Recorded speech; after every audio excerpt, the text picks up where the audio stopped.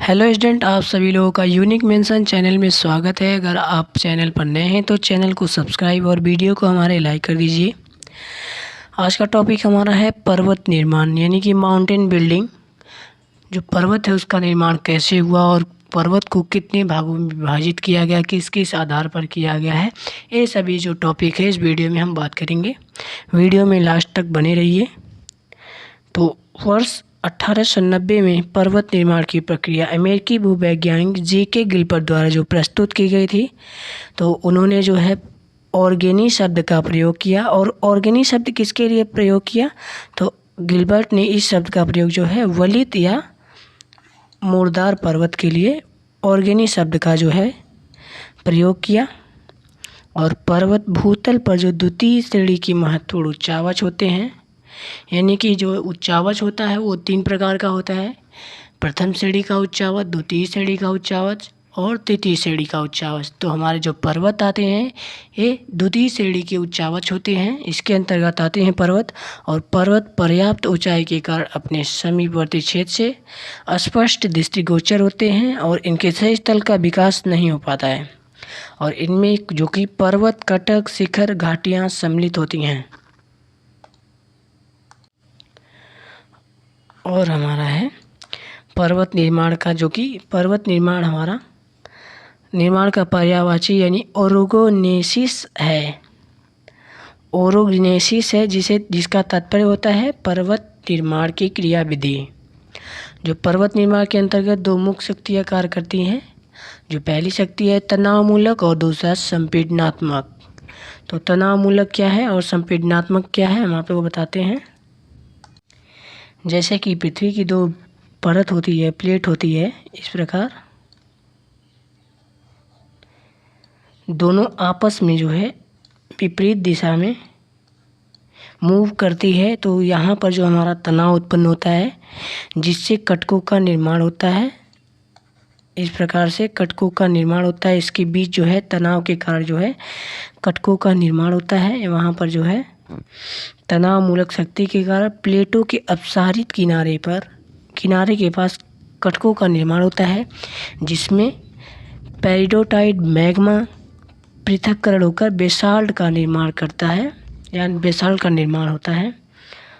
और जो है और संपीड़नात्मक क्या है, तो संपीड़नात्मक है हमारा जो पृथ्वी का 2 परत होती है, ये आपस में एक ही और मूव करती है। तो मूव करने के कारण जो है यहाँ पर हमारा वलयनुमा जो है वलयाकार पर्वत का निर्माण होता है। एक जो है तनाव के कारण उत्पन्न होता है, कटकों का निर्माण होता है। और यहाँ पर जो है संपीड़नात्मक के कारण यहाँ पर हमारा वलयाकार पर्वतों का निर्माण होता है। तो पर्वतों को जो है कई वर्गों में विभाजित किया गया है, कई आधार पर किया गया है। तो पर्वतों की संरचना, ऊंचाई व अवस्थिति के आधार पर विभिन्न वर्गों में विभाजित किया गया है। पर्वतों को उनकी ऊंचाई, उपस्थिति, निर्माण प्रक्रिया के आधार पर जो कि वर्गीकृत किया गया है। तो ऊंचाई के आधार पर कितनी कैटेगरी में जो है इसे विभाजित किया गया है, तो ऊंचाई के आधार पर निम्न व निचले पर्वत, रुक्ष पर्वत और घर्षित पर्वत और ऊंचे पर्वत, जो कि ऊंचाई के आधार पर 4 कैटेगरी में इसे विभाजित किया गया है। ये जो पिक्चर हमारा है निम्न व निचले पर्वत का पिक्चर है, आप लोग देख सकते हैं। और आगे हमारा अवस्थिति के आधार पर कितने कैटेगरी में जिसे विभाजित किया गया है, तो अवस्थिति के आधार पर इसे 3 भागों में विभाजित किया गया है। जो कि पहला है तटीय पर्वत, आंतरिक पर्वत और सागरीय पर्वत। जो कि हमारा ये फोटो जो है सागरीय पर्वत का है, आप लोग देख सकते हैं। अवस्थिति के आधार पर इसे 3 भागों में विभाजित किया गया है। और हमारा जो है निर्माण प्रक्रिया के आधार पर कितने भागों में विभाजित किया गया है, तो निर्माण प्रक्रिया के आधार पर जो है इसे 6 भागों में विभाजित किया गया है। पहला हमारा है मौलिक पर्वत, विवर्तनिक पर्वत, अवरोधी पर्वत, गुंबदाकार पर्वत, संग्रहित पर्वत और अवशिष्ट पर्वत। तो इस प्रकार जो है निर्माण प्रक्रिया के आधार पर इसे 6 वर्गों में विभाजित किया गया है। और हमारा आगे जो है समय काल अवधि के आधार पर इसे विभाजित किया गया है। तो इसे 4 भागों में विभाजित किया गया है। पहला है प्री कैम्ब्रियन पर्वत और कैलिडोनियन पर्वत, हर्षनियम पर्वत और अल्पाइन पर्वत। और जो हमारा ये फ़ोटो है, ये हमारा प्री कैम्ब्रियन पर्वत का जो फ़ोटो है, देख सकते हैं। प्री कैम्ब्रियन जो है पर्वत का फ़ोटो, समय काल अवधि के आधार पर इसे विभाजित किया गया है। तो हमारा जो पहला था ऊंचाई के आधार पर पर्वतों का वर्गीकरण। तो हमारा जो पहला है निम्न या नीचल पर्वत, यानी कि जिन पर्वतों की ऊंचाई 700 से 1000 मीटर तक होती है वो नीचल पर्वत कहलाते हैं। और कम ऊंचे पर्वत जो कि जिनकी ऊंचाई जो होती है 1000 से 1500 मीटर तक होती है वो कम ऊंचे पर्वत कहलाते हैं। और घर्षित पर्वत जो हमारा होता है वो हमारा उसकी ऊंचाई 1500 से 2000 मीटर तक के ऊंचे पर्वत को जो है घर्षित पर्वत कहा जाता है। यानी कि जो है हमारा 1500 से 2000 के बीच जो है 2000 मीटर की ऊंचाई पर जो पर्वत आते हैं उसे घर्षित पर्वत कहते हैं। और ऊंचे पर्वत जो होते हैं 2000 मीटर से अधिक ऊंचे पर्वत को हम ऊंचे पर्वत कहते हैं। यानी कि 2000 मीटर से अधिक ऊंचाई वाले पर्वत को ऊंचे पर्वत के कैटेगरी में विभाजित किया गया है। तो हमारा जो माउंट एवरेस्ट या हिमालय है ये हमारा ऊंचे पर्वत के अंतर्गत आएगा। माउंट एवरेस्ट जो पर्वत हमारा है ये 2000 से अधिक ऊंचा है, इसलिए वो चौथे कैटेगरी यानी कि ऊंचे पर्वत के अंतर्गत आएगा। आगे हमारा है स्थिति के आधार पर पर्वतों का वर्गीकरण। तो पर्वतों का विस्तार स्थलीय और सागरीय भागों दोनों में पाया जाता है और इस आधार पर पर्वतों को 2 वर्गों में रखा जा सकता है। और जो कि पहला हमारा है स्थल स्थिति पर्वत यानी कि कॉन्टिनेंटल माउंटेन्स, और सागर स्थित पर्वत और ओशनिक माउंटेन्स, जो कि 2 वर्गों में विभाजित किया गया है।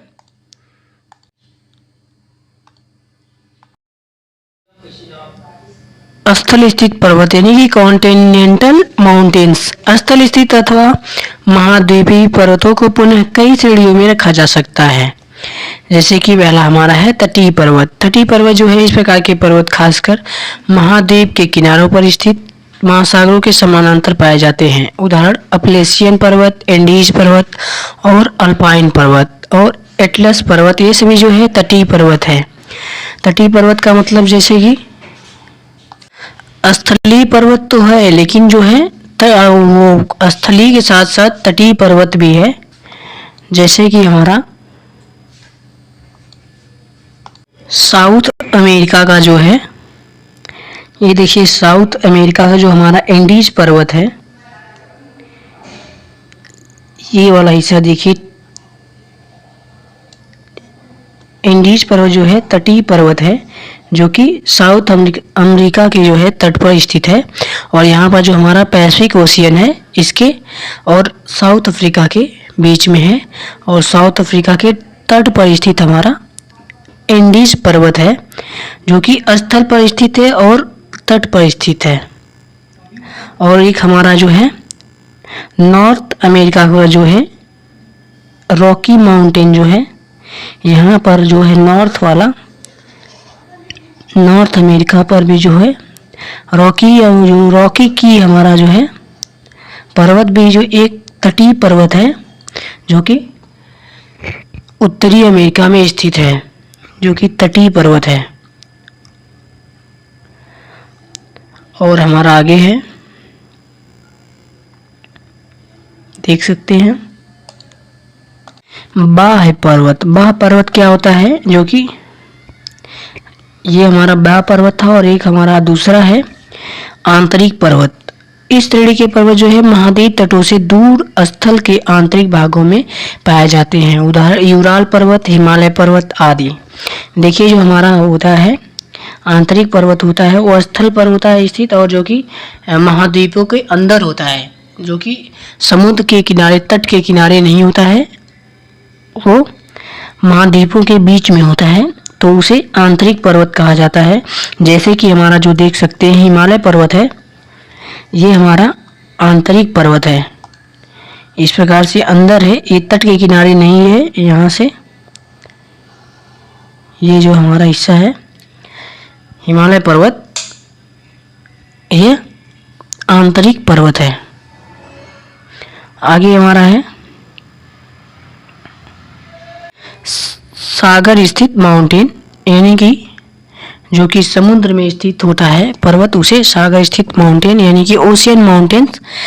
स्थलीय पर्वतों के अलावा अनेक पर्वतों का विस्तार सागर द्रोणियों यानी ओशियन बेसिन तथा महाद्वीपीय निगम तटों कॉन्टिनेंटल शेल्फ्स में पाया जाता है। उदाहरण जो कि हवाई द्वीप का मौना की ज्वालामुखी पर्वत, जो मौना की हमारा जो है एक ज्वालामुखी पर्वत है जो हवाई द्वीप पे स्थित है। आप लोग देख सकते हैं, ये हमारा उसका जो फोटो है। यहाँ पर हमारा जो है मौना की, यहाँ पर मौना की हमारा जो है मौना की जो यहाँ पर स्थित हमारा ज्वालामुखी पर्वत है, जो कि स्पेसिफिक ओशियन में है, समुद्र में है स्थित। यहाँ पर जो है पृथ्वी के अंदर जो उथल पुथल के कारण, ज्वालामुखी के कारण जो है पर्वत का निर्माण हुआ है। तो देख सकते हैं हमारा एक है निर्माण क्रिया के आधार पर वलित या मुर्दार पर्वत। तो निर्माण क्रिया के आधार पर हमारा जो है वलित या मुर्दार पर्वत, वलित या मुर्दार पर्वत, इनका निर्माण जो है धरातल शैलों में पृथ्वी की आंतरिक शक्तियों द्वारा वलन पड़ने से हुआ है। ये दुनिया में सबसे ऊंचे पर्वत होते हैं। उदाहरण हिमालय, यूराल, आल्प्स, जो कि आप लोग देख सकते हैं। हमारा जो है पृथ्वी का एक प्लेट जो है इधर की तरफ मूव करता है और दूसरा प्लेट जो है विपरीत दिशा में मूव करता है, जिसके तनाव के कारण हमारा यहाँ पर उभर जाता है, जो कि फोल्ड माउंटेन यानी कि वलित या मुर्दार पर्वत का निर्माण कर देता है। इस प्रकार से एक प्लेट मूवमेंट करता है और दूसरा वाला एक ही दिशा में दोनों मूवमेंट करते हैं तो फोल्ड माउंटेन का निर्माण हो जाता है।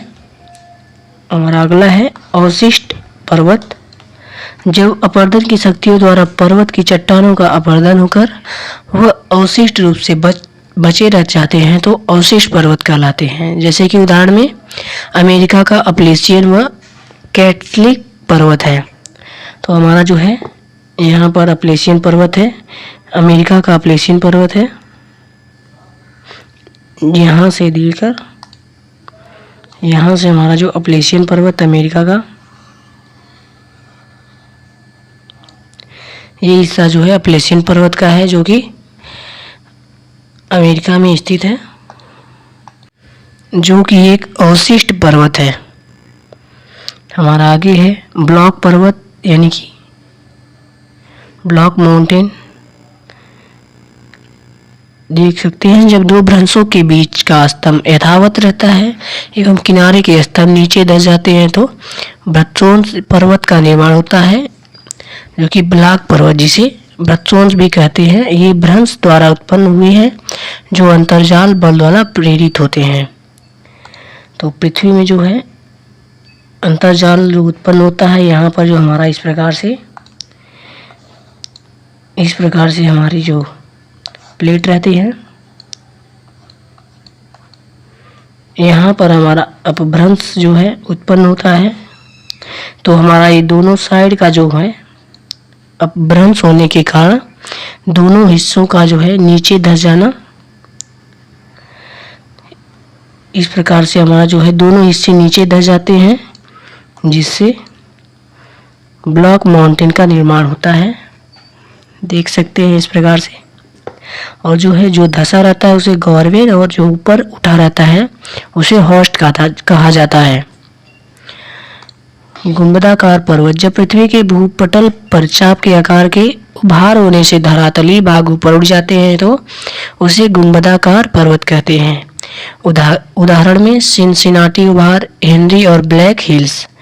तो आप लोग देख सकते हैं इस प्रकार से हमारा उभार यानी कि उभरा हुआ जो पर्वत होता है इस प्रकार से उभरा हुआ होता है, जो कि धरातल से काफ़ी ऊंचाई पर इस प्रकार गुंबदाकार यानी कि चाप के आकार का बना होता पर्वत होता है, जिसे गुंबदाकार पर्वत कहा जाता है। तो यह वीडियो आपको कैसी लगी? वीडियो अगर अच्छी लगी तो वीडियो को लाइक और चैनल को हमारे सब्सक्राइब कर दीजिए। मिलते हैं अगली वीडियो में, तब तक के लिए धन्यवाद।